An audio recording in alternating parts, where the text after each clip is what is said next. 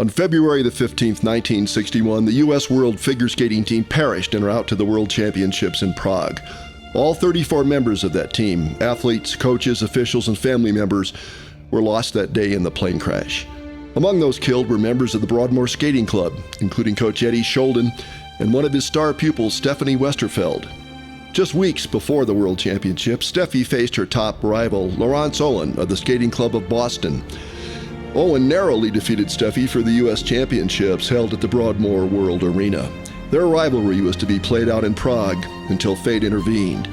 But from that tragedy, a legacy was born, and with it, a new generation of U.S. skaters, including the great Peggy Fleming, who you'll hear from in just a moment.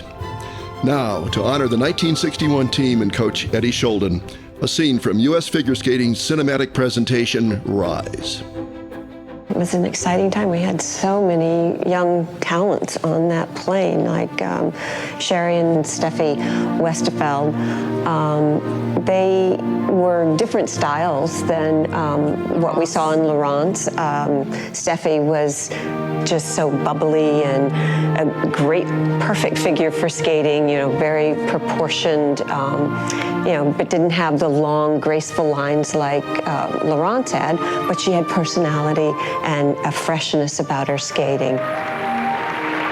Sherry and Steffi started skating by taking vacations at the Broadmoor Hotel because their rink at home in Kansas City, was closed during the summer.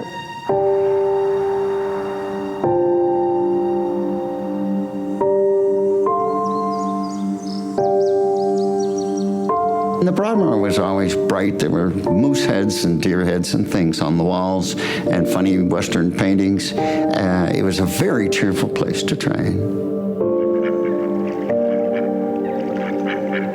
The rink sat next to the beautiful Broadmoor Hotel. People would walk in. As a matter of fact, ducks would walk in the rink and right onto the ice. So it was not a formal place in that sense, but it was I think a destination for a lot of skaters because they had an amazing staff there, Eddie Scholden being the primary coach.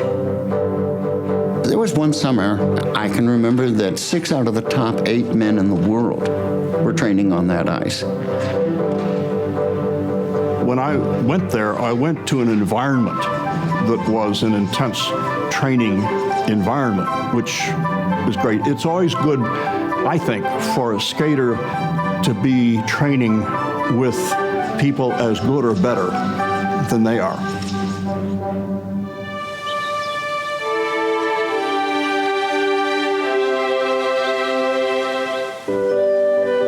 What Laurence Owen was to the Skating Club of Boston, Steffi Westerfeld was to the Broadmoor in Colorado. In fact, in some ways, theirs was a parallel universe. Like Laurence, Steffi was the youngest of 2 girls who were, for all practical purposes, raised by a single mother.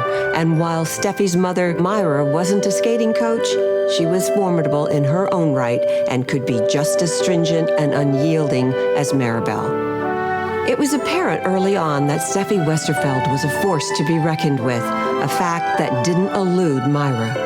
Leaving her husband behind to work, she packed up 14-year-old Sherry and 6-year-old Steffi and moved from Kansas City to Colorado Springs. There they would train under the great Eddie Scholden at the prestigious Broadmoor Skating Club.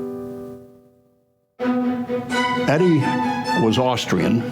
He was a very warm and outgoing individual who had never quite conquered the English language.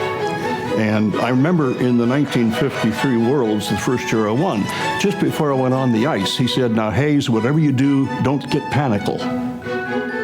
They were rehearsing the show, and they were doing a group number, and he wanted the girls to start at the back of the rink and form a V.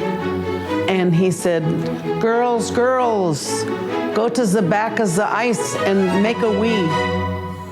And everybody started laughing. It was just, that was Eddie. I know that competitions were not easy for Eddie because he would get so nervous for us.